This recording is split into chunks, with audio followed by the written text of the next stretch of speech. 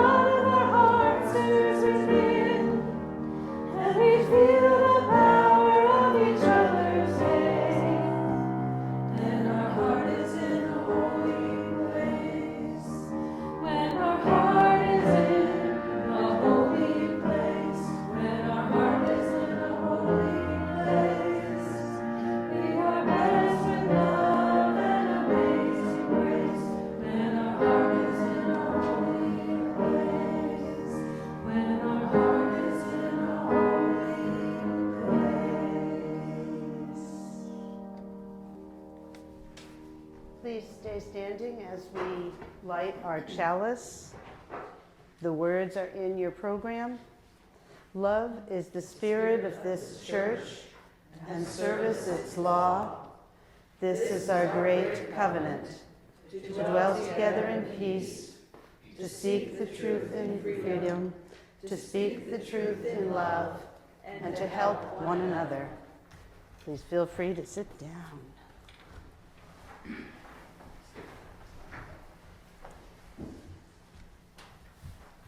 So today, there's a lot of discussion about covenant. And children have covenants too. When I first started here and we actually had the children able to come back, we did our first draft of covenants. Making mistakes is okay. Help others. Quiet voices. Keep your mask on.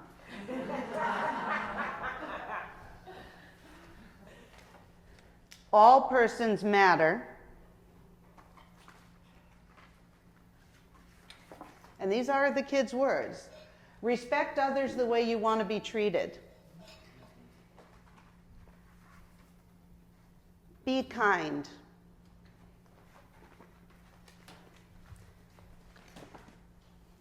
When we talked about it a year and a half ago, the kids came up with a few different words, but the meanings were all there.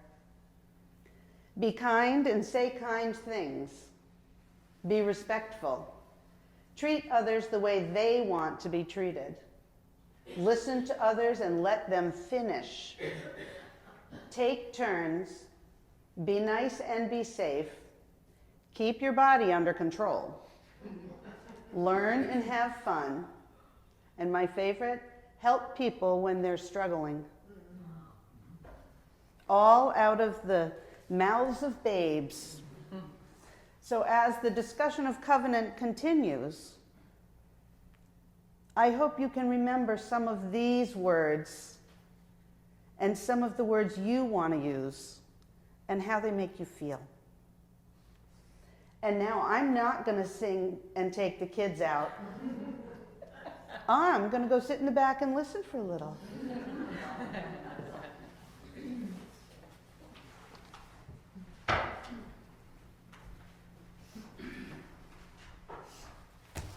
Thank you, Deb. That was really lovely. Our reading this morning, which you will find in your order of service, the Unitarian Universalist Principles.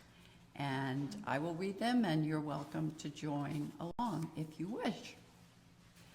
We covenant to affirm and promote the inherent worth and dignity of every person, justice, equity, and compassion in human relations, acceptance of one another, and encouragement to spiritual growth in our congregations, a free and responsible search for truth and meaning, the right of conscience and the use of the democratic process in our congregations and in society at large, the goal of world community with peace, liberty, and justice for all, respect for the interdependent web of all existence of which we are a part.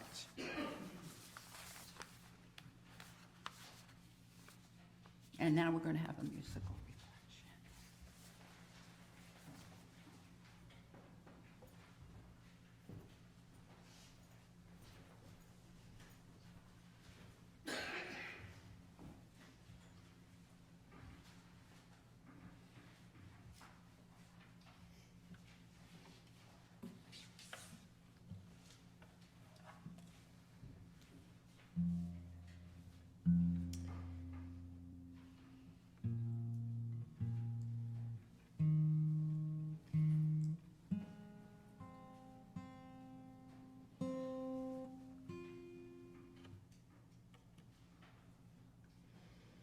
Wouldn't it be great if we all took time every day to tune ourselves up?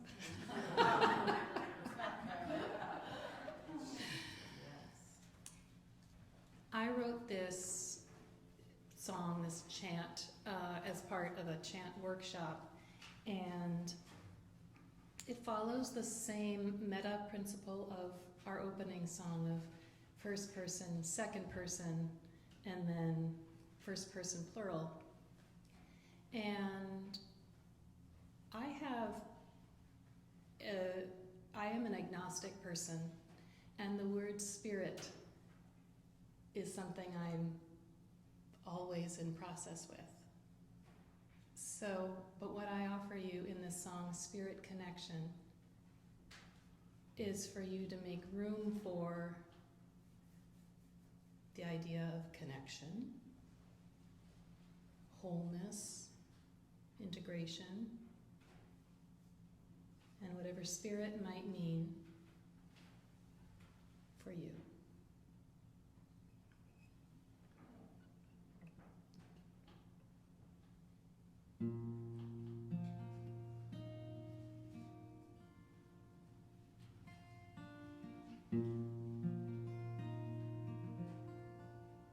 It is just the right time for a spirit connection, just the right time to feel the whole. I am a part of the spirit connection. I am a part of the whole. It is just the right time for a spirit connection, just the right time to feel the whole.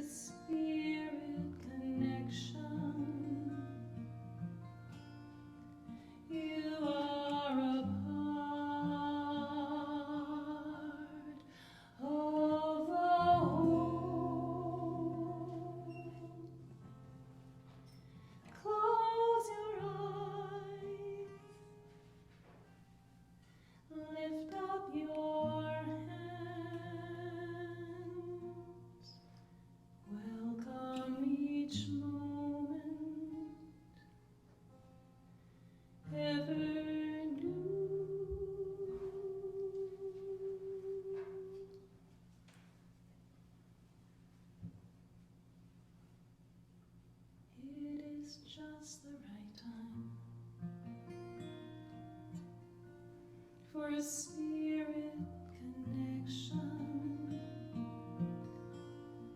just the right time to feel the whole. We are a part of the spirit connection.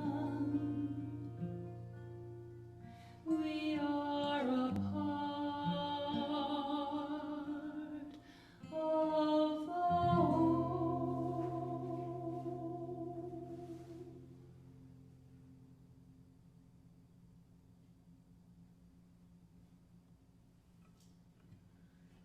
It's just the right time. Just the right time.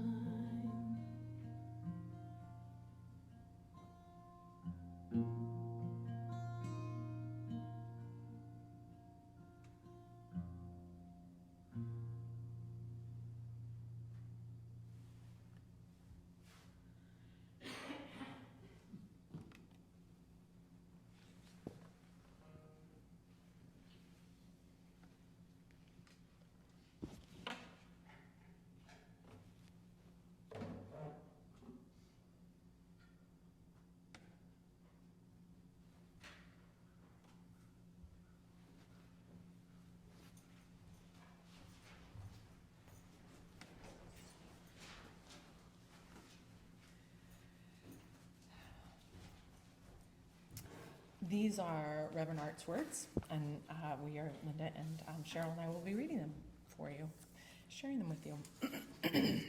Oh no, the women are at it again. They're always getting their roses out of joint. Noses out of joint, that's hilarious. Their noses out of joint and trying to change something these days. Why don't they just leave well enough alone? This was the attitude of some of the less enlightened and more misogynistic ministers at our Unitarian Universalist General Assembly in 1981. The Women and Religion Committee had just put forth a proposal to change the list of UU principles that were then being used. Sometimes in our churches, in our society, and in life, we get stuck in our ways of doing things. We always want to leave well enough alone. But I suggest that well enough is often not good enough. We need to strive for the highest ideals that we can imagine, especially in a church community. We need to teach to the greatest depths of our souls, that our souls will take. Settling for less than what our full humanity demands undermines our prophetic voice among our own people and in the larger world. And 43 years ago, UU women were taking the lead once again. Thank God for the many wonderful changes that women have brought to our movement. They've been working tirelessly for years to raise our denominational consciousness around gender inequality and social justice. They clamored to raise the level of spirituality in our congregations and open our eyes to the injustices experienced in our communities and our world. And the principles were an issue that were close to their hearts because they wanted this statement, which defines who we are as Unitarian Universalists, to be rich in meaning, truthful about our identity, and compelling to anyone who might be interested in being part of one of our congregations. And as we can see today, they were successful in that endeavor. We may not know the principles by heart, but most UUs are proud to claim them. In addition, in the last few dozen years, the principles have drawn many people into the doors of our churches, fellowships, and meeting houses. As we know, most churches in the Western world are organized around creeds, not a set of principles. I bet that many of us who grew up Catholic or Christian can still recite the Apostles' Creed by heart, myself included, or at least many major parts of it. Those things get imprinted in our brains. A creed defines the boundaries of a closed system. It's an oath you take to belong. It often begins with the words, "I believe," and follows with a list of theological statements that someone had to agree in order to claim membership in a given church. Our principles, on the other hand, are written as a covenant, a sacred promise to our commitment.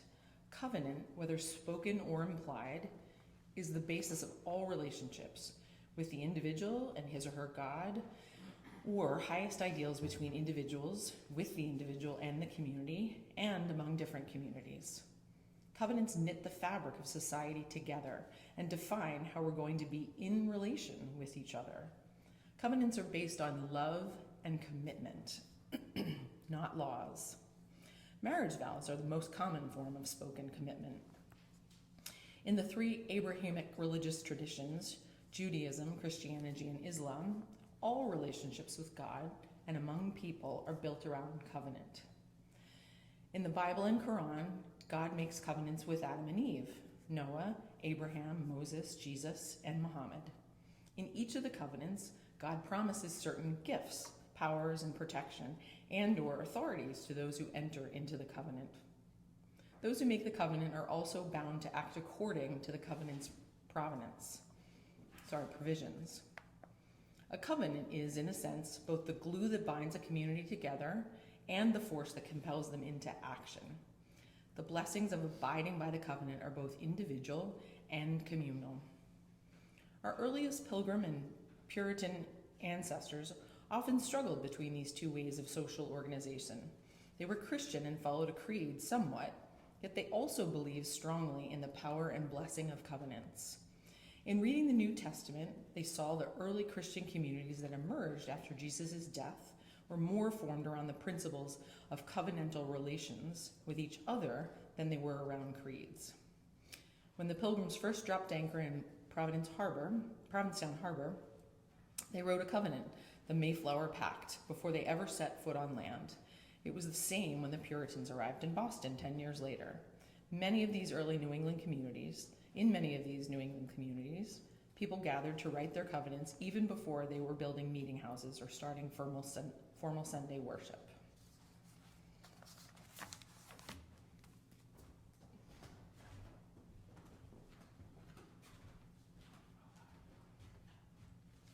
I'm going to continue reading Reverend Art's words. In more recent history, Unitarian Universalist congregations haven't always recognized the importance of covenant or had difficulty separating creeds from covenant. But many of us now think that a covenant, along with a strong vision and mission, are crucial documents that call a congregation together and holds people in a sacred bond with each other. In UU history over the last couple hundred years or so, every time there was an attempt to write a creed or to incorporate elements of a creed into their covenant, there were often much disagreement and disruption. The attempt to develop creeds often leaves churches and denominations more fractured than unified. The idea of using principles rather than a creedal statement of belief took root after World War II, when a committee on Unitarian advance headed by A. Powell Davies, minister of All Souls Church in Washington, D.C., drew up a list of 5 principles to help describe Unitarianism. These 5 principles are individual freedom of belief, discipleship to advance the truth, the demic process in all human relations, universal brotherhood undivided by nation, race, or creed, allegiance to the cause of a united world community. In 1961, at the time that the American Unitarian Association and the Universalist Church of America consolidated, these 5 principles, along with previous versions of creedal statements, were used to help write the new association's statement of purpose. By the time we get to the General Assembly 20 years later, in 1981, those principles were barely remembered. And this is where the Women and Religion Committee steps into our history as they set out to revise the principles. Many people were alarmed, and over 150 ministers signed the petition against the proposal. A resolution was passed to refer the question of amending the principles to a committee appointed by the Board of Trustees, which determined after much study that it would be impossible to write a statement of belief due to the diversity of our movement. So the committee set about to craft something which reflects our ethical positions. I have been told by Amy Kelly, a friend from San Francisco, who was one of those people involved in this process, that, quote, "This was a very exciting time because Unitarian Universalists were having the best conversations in years as we tried to put into words what has deepest meaning for all of us." End of quote.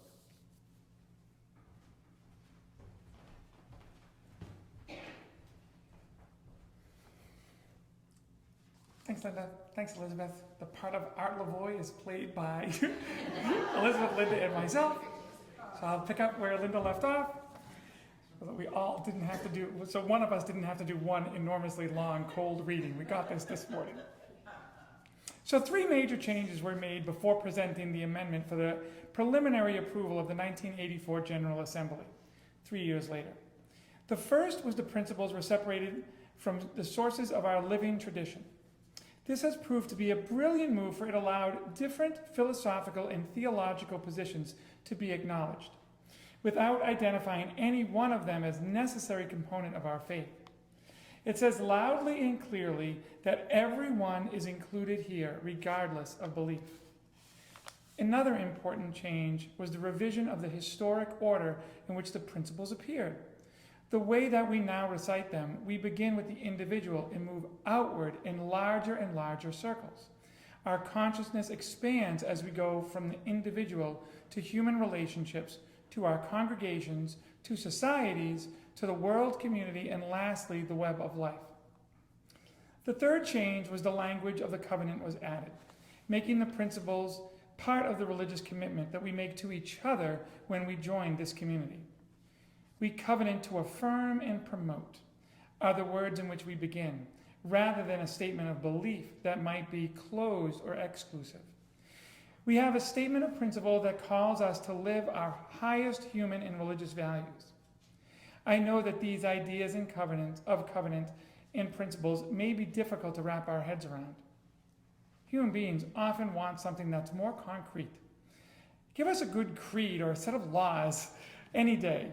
Covenants can be easily broken and can be messy. But life is messy. Relationships are messy at times. And creeds and laws can easily lead to a dogmatic authoritarian system that oppresses those who disagree with those or who are most marginalized among us. Now the time has come that calls us to be open for another change. The UUA bylaws mandate a complete review every so many years. Since the principles, in true UUA fashion, every so many years, that's really what it says. Whatever the mood strikes.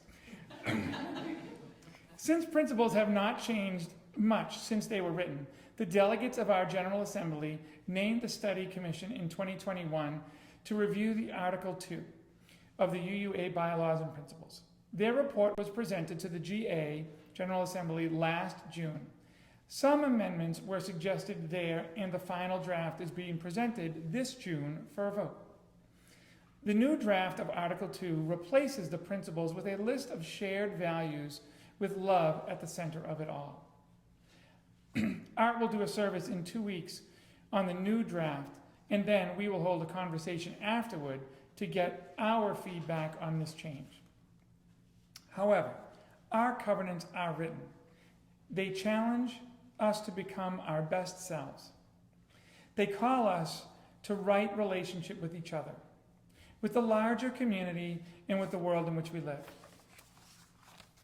Our covenants are a living document and teach us that religious life, the religious vision and mission, are never fixed and are always in process, always moving forward, engaging new ideas and new challenges.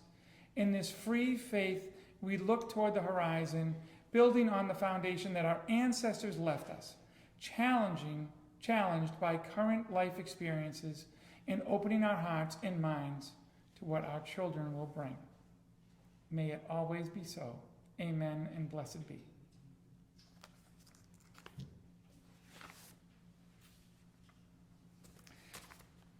And now Emily will lead us, and I hope everyone joins in with our hymn, We Would Be One, 318.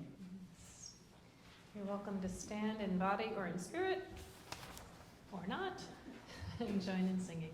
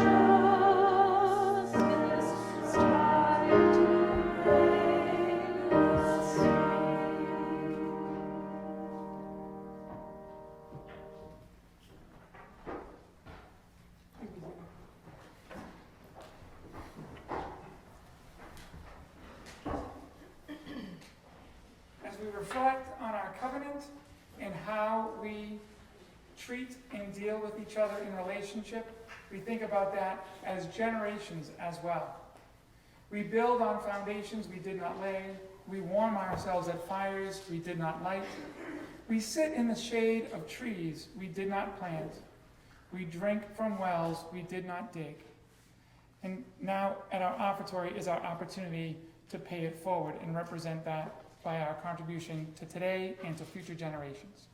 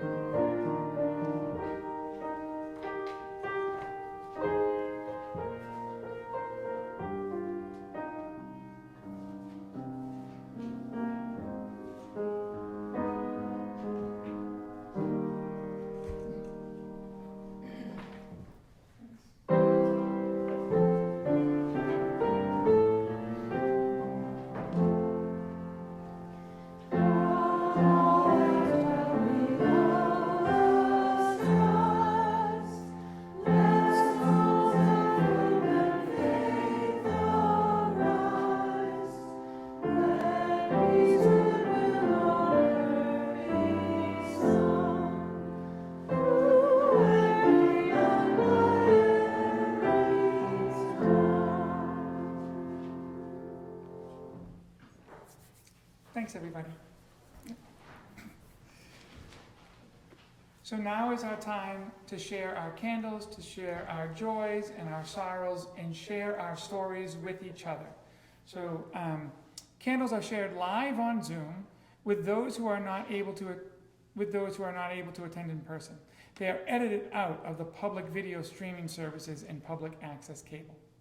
So if anybody would like to share a candle, come on up as we do.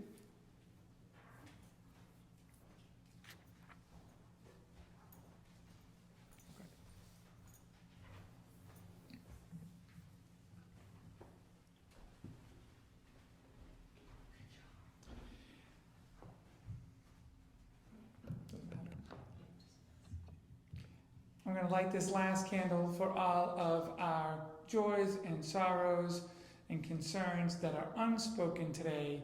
And I'm also going to add my editorial. I love this community, and I love when we light these candles and share of ourselves so we can help carry the burden for each other and celebrate all of those wonderful joys. Love to everybody. And now I'm done. I'm going to hand the podium back to Abigail. I am. Am I? Oh no, I'm going to hand it to who's up next on the list. Elizabeth, sorry. Pinch it. Go.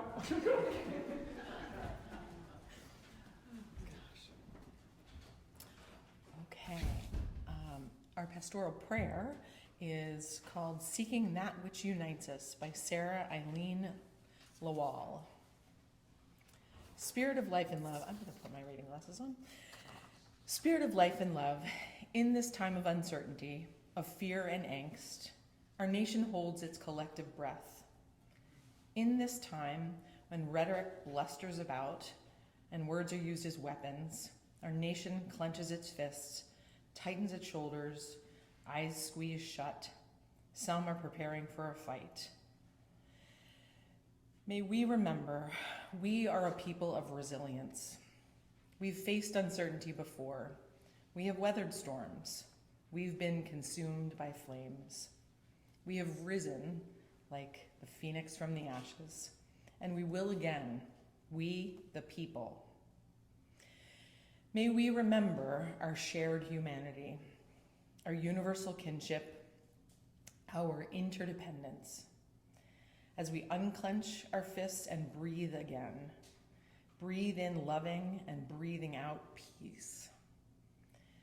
May we recognize the spark of the divine inside all of us, even those we are not quite sure about in this time of uncertainty. We remember the good will go on as we work to move forward together, we the people, seeking that which unites us, with our arms reaching out wide for life, liberty, and the pursuit of happiness. May love prevail. In the name of all that is holy, we pray. Amen. Let's take a few moments for quiet reflection.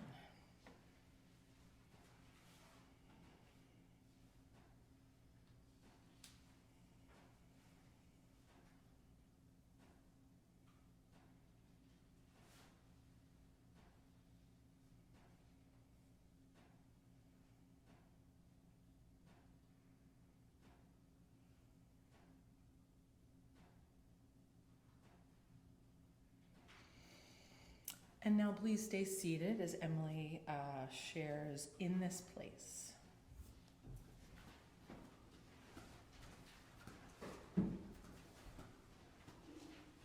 Words are on an insert.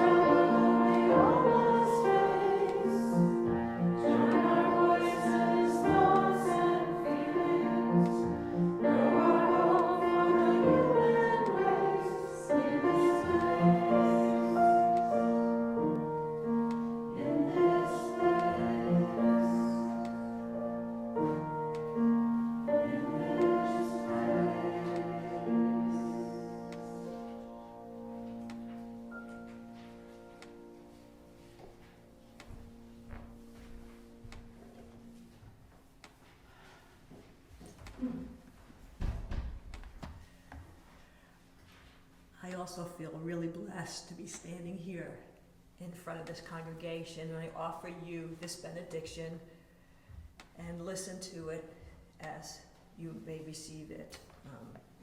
So this is actually from the back of the hymnal, the UU hymnal. Benediction, the number 701. We receive fragments of holiness, glimpses of eternity, brief moments of insight. Let us gather them up for the precious gifts that they are, and renewed by their grace, move boldly into the unknown. Blessed be.